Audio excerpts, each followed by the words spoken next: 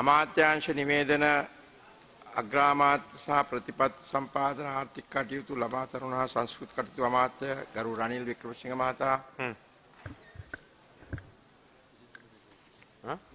නෑ 23 දෙක යටතේ ඇවිල්ලා නැහැ. Condolence motion. Then when do I present the bill? After that. Okay. Honorable Speaker, I rise today to express our sorrow on the passing away of Lee Kuan Yew, the former Prime Minister of Singapore. I remember late in August 1965, when I was still a student, I went to the Majestic Theatre, located where the present Majestic City was, to watch a film. There was a practice of having a newsreel.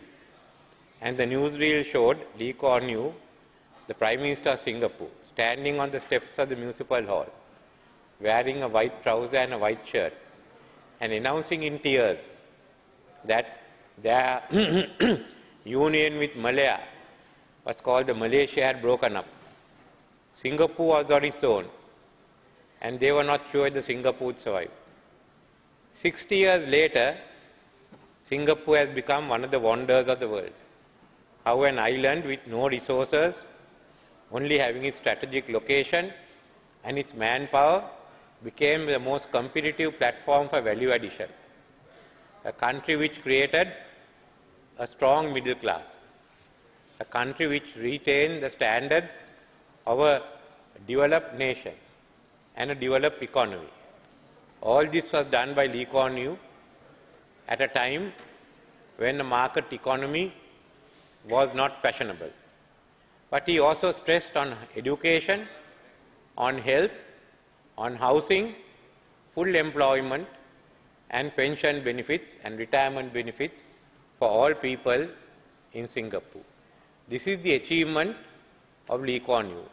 He made a nation out of an island, which was only discovered 2 centuries ago and colonized by Governor Raffles. In a sense, he is the inheritor of D.S. Sennaker's vision. He admired D.S. Sennaker and his Ceylon, and he wanted Singapore to certainly follow the example, and he did so.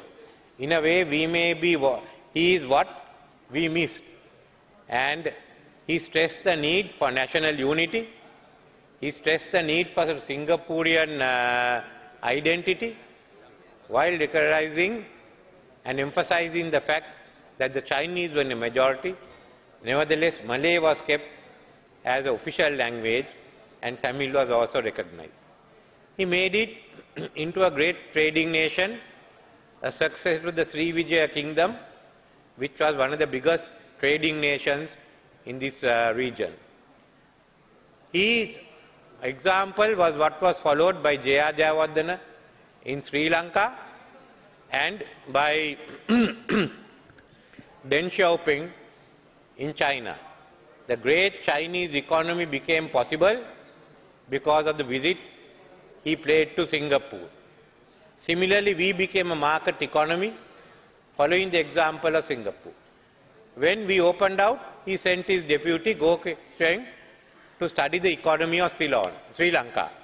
And I remember the report that he submitted to President Jayawardena, in which he said, if we had the plantation industry which you had, we may have followed a different path. He helped us to start Sri Lankan Airways. He gave us much advice, which we did not follow. So Singapore prospered, while Sri Lanka did not. I have had the occasion of meeting him on many a times when he came to Sri Lanka in 1978 to meet President Jayawardena, when I met him at Lusaka at the Commonwealth Heads of Government.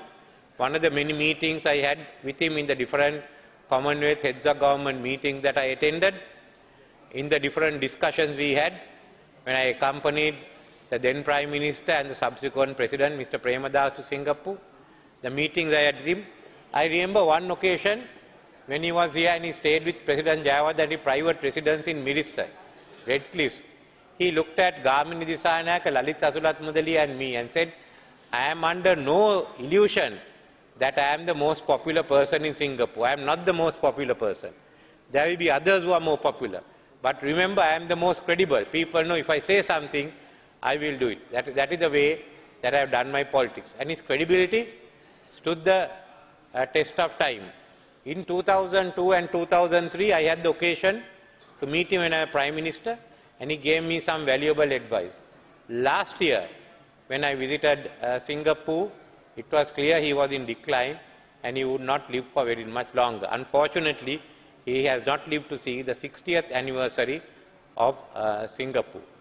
He himself had to find unique solutions to an island which are not even a nation, which are not even a nation state. And one of the things that he pointed out was that we didn't have the background for a Westminster system. His solution was to make the the PPP, People's Action Party, the dominant party in Singapore, virtually a single party state, which was able to carry on getting a mandate at every elections. Now his analysis of what went wrong, what was wrong with the Westminster system is valid for many countries. But his solution certainly is not for Sri Lanka. That's why we in Sri Lanka today have taken the step of forming a government representing many parties, including the two major parties, the UNP and the SLFP, to see how we can get together to put together long-term policies and build stability, both political and economic, to resolve the issues of our people, finding a national identity, reconciliation, economic development, and a prosperous middle class.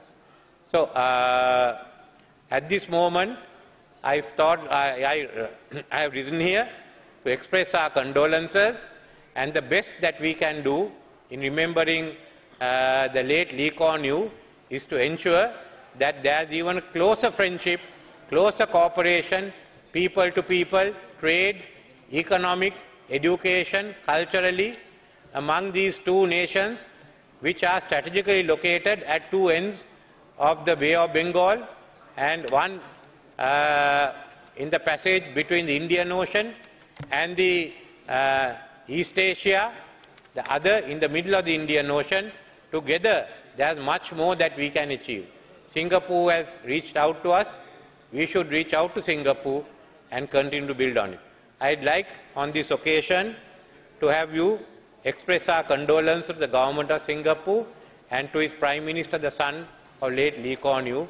We miss him, and he will be an example to many countries in Asia. Thank you.